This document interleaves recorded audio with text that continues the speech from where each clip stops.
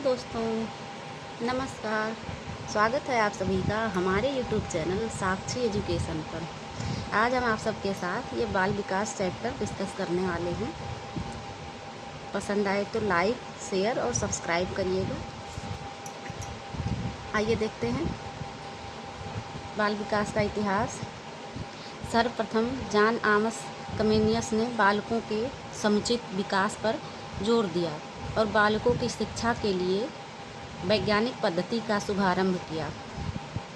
Comenius ने 1628 ईस्वी में स्कूल ऑफ इन्फेंसी तथा 1657 ईस्वी में आर्बिस पिक्टस नामक पुस्तक लिखी। कमेनियस के अनुसार बालमन प्रौढ़ मन से भिन्न होता है। नेक्स्ट 1774 ईस्वी में पेस्टोलॉजी ने अपने 3.5 वर्ष के बालक के विकास का विस्तृत विवरण प्रस्तुत किया, जिसे बाल विकास का प्रथम वैज्ञानिक विवरण माना गया। आगे चलेंगे। 1831 ईस्वी में अमेरिका के ब्रांसन अल्काट ने अपनी पुत्रियों अन्ना और लुइजा की जीवनी लिखी थी। आगे चलेंगे। 1876 ईस्वी में टेन ने इन्फेंट डेवलपमेंट नामक पुस्तक लिखी, जिसमें भाषा विकास पर प्रकाश डाला गया था। आगे चलेंगे।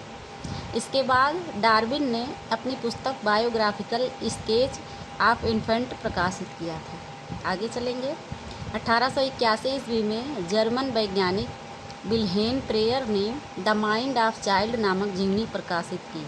यह जीवनी उन्होंने अपने पुत्र के जन्म के 3 वर्ष तक विकास क्रम का अध्ययन करके लिखा था।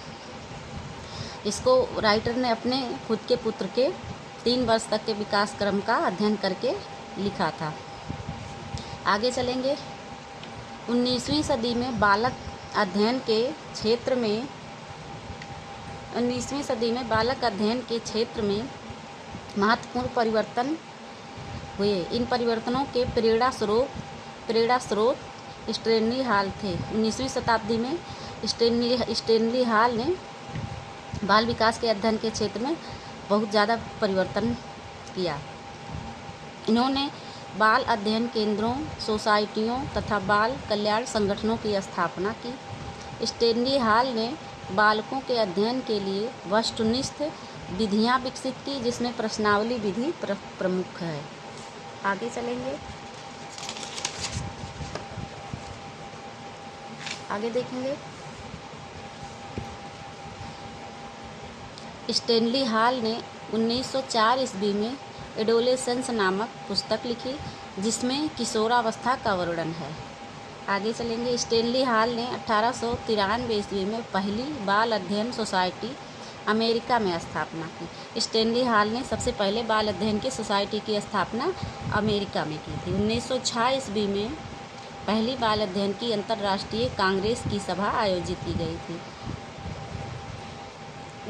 1891 में स्टेनली हॉल के प्रयासों से ही पेडागॉजिकल सेगिनरी पत्रिका का प्रकाशन प्रारंभ हुआ, जिसमें बाल विकास से संबंधित लेख छापे जाते थे। आगे चलेंगे। 1920 के आसपास व्यवहारवाद के संस्थापक जॉन वाटसन ने बालक के पालन पोषण की व्याख्या एवं लेख प्रस्तुत किया, परंतु 1949 ईस्वी के आसपास बाल विकास के कार्यों में कमी आने लगी।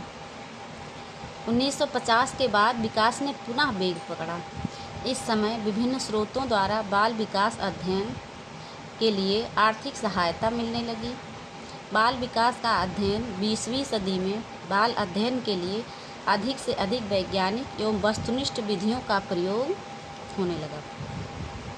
सामान्य प्रकार के अध्ययनों के साथ साथ विशिष्ट प्रकार के अध्ययनों की जानकारी भी होने लगी। प्रोक्षण आंदोलन का विकास, कुसमायोजित तथा समस्यात्मक बालकों का अध्ययन और उचित निर्देशन, पूर्वशालीय बालकों के लिए उत्तम शिक्षा की व्यवस्था, ये सब बाल विकास के अध्ययन के क्षेत्र में जोड़ दिया गया। धन्यवाद। आज के लिए बस इतना ही।